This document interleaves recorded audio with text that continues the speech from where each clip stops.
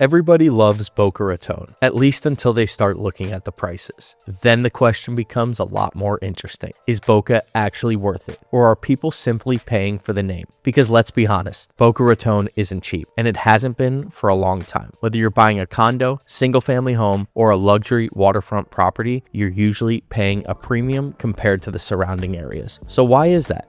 And more importantly, is that premium justified? Let's start with what people are actually buying when they buy in Boca. It's not just the house, it's the lifestyle. Boca has spent decades building a reputation that's very different from many other South Florida cities. The city is known for being clean, well-maintained, upscale, safe, and highly desirable. That reputation alone attracts buyers from all over the country, especially people relocating from New York or Jersey, Illinois, and maybe California. Many buyers tell me they've heard about Boca before they even visit, and once they arrive, they often understand why. The city feels polished, the parks are beautiful, the public spaces are well maintained, and the beaches are excellent, and the overall quality of life is very strong. Another major factor is the location. It sits in a unique position. You're close enough to Fort Lauderdale, close to Palm Beach, and even close enough to Miami when necessary. But you're not directly in the middle of the congestion that many people are trying to escape. For many buyers, that's a huge advantage. Now let's talk about schools. This is a huge reason why families consistently choose Boca. Strong schools continue to drive demand, and strong schools often support property values over time. Then there's the luxury component. Boca has become one of the premier luxury markets in South Florida. Country club communities, golf communities, waterfront estates, and high-end condos. The options are extensive,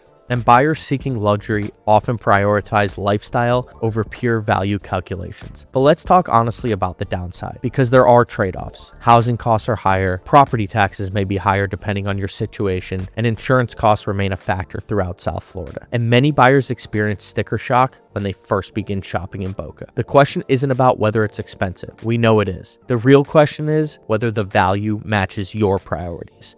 For some buyers, absolutely. For some, not at all. If your goal is maximizing square footage for the money, there may be better options. If your goal is obtaining the highest level of lifestyle, amenities, location, and long-term desirability, Boca becomes more compelling. That's why I always encourage buyers to stop asking whether a city is worth the price. Instead, ask whether it's worth the price for your lifestyle, because value is personal. What feels overpriced to one buyer may feel like a bargain to another, especially when quality of life becomes part of the equation. And that's really the story of Boca Raton. People aren't paying simply for a zip code. They're paying for everything that comes with it. The schools, the location, the beautiful amenities, the reputation, the lifestyle. And whether that's worth it depends entirely on what you are looking for. Because one thing is certain, there's a reason demand continues to remain strong. And that's exactly why Boca remains one of the most talked about cities in South Florida.